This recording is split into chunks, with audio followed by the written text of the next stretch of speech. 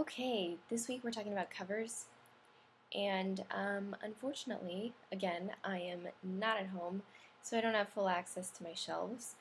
But I did bring a couple books, and so I thought that I would just kind of talk about the covers of some books that either I haven't yet read or that maybe I have read recently, and kind of see how I think of them. I don't know. um, I guess to start off, I do have a couple pet peeves. Um, I think I might have mentioned this before, but like the whole face thing where it's like half a face or part of a face or I don't know. I just think it's really unhelpful to the actual content of the book.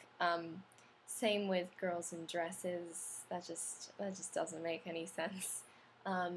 Okay, wait. I take that back. There's one exception. I just finished Shatter Me, and I don't have the book with the cover, so but it's got this like girl with a dress and she's like standing like her, and I read the book and I finally changed my mind that I do like it because it does relate to the story, and I really like it when covers relate to the story. That's the best part of covers, but you don't see a lot of that as often, unfortunately. So let's talk about the covers that I have with me. Yay! So first we have Dark Inside by Jen Roberts. This is a significant cover to the story. The eyes have black veins in them, which is relevant, and also there's a crack in the earth, and there's people kind of shuffling forward, and it's really creepy, and I think it really represents the book well. This is the only book that I'm going to talk about that I have actually read. The other covers will just be like my initial reaction without having read the book. So yeah, this one, thumbs up. Next we have Carry of the Mark by Lee Fallon. This did get changed a little bit, so there is no "the" covering the girl's face. Everything's moved down a little bit.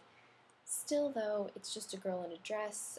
I do like that there's this like unraveling type of thing, but I don't know. Otherwise, I don't think it really describes the story.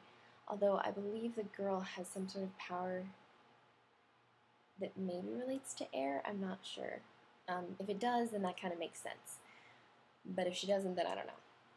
Anyway, so this one's kind of like a thumbs neutral. Legend by Marie Lu. The cool thing about this cover, I think, is that it appeals to all genders. Like, if you're a boy and you don't think that YA is like manly enough for you, you can pick this up and be like, yeah, this looks super manly. I like that it's really simple, and I think this logo has something to do with their government. But yeah, so it is significant to the story, as well as just like really good marketing decision. I like it. So this is a thumbs up. Melody Burning by Whitley Strieber. Another girl in a dress. In terms of the summary, I don't believe that this has any relevance to the storyline. I really don't like the girl's expression. Let's see, can you see it? I don't know, she looks kind of, I'm going to try and mock it. That's what her face is doing, basically. So I'm not digging her body language or her facial expression or just the dress. I do like the background, though, and the text. So there's that. This one's a thumbs down for me, though. Tristan Izzy by Meddy Ivy Harrison.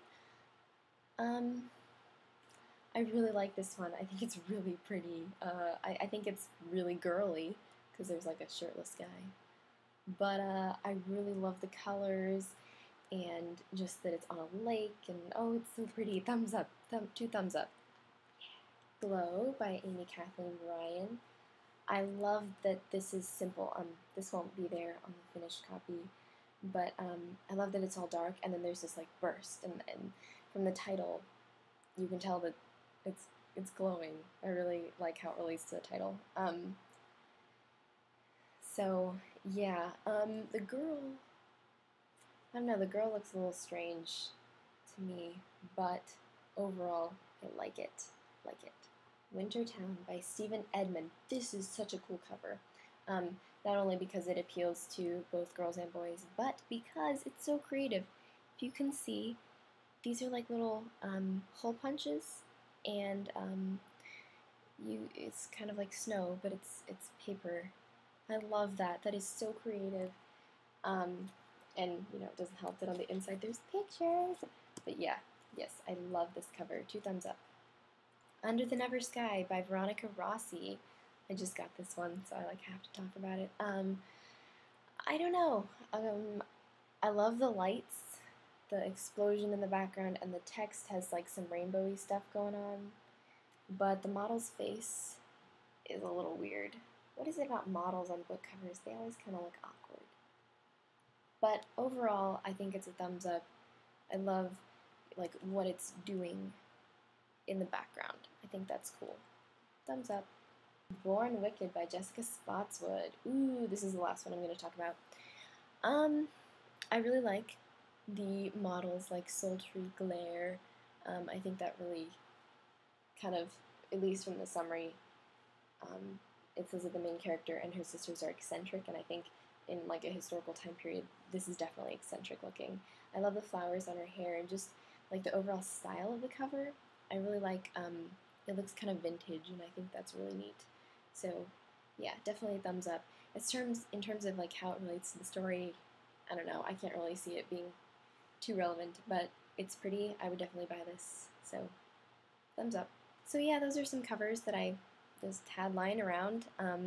I do have some favorite covers. I guess I'll mention them without showing them to you. So I really like The Unbecoming of Mara Dyer by Michelle Hodkin. I like Imaginary Girls by Nova Rensuma. I guess I really just like water on my covers. I think that's really cool when they incorporate water in a neat way. So what are your favorite covers? Let me know down below, and let me know if you agree or disagree with any of the reactions I had to those covers that I showed. So yeah, I'd like to hear from you. That is all from me for this week. I will see you later.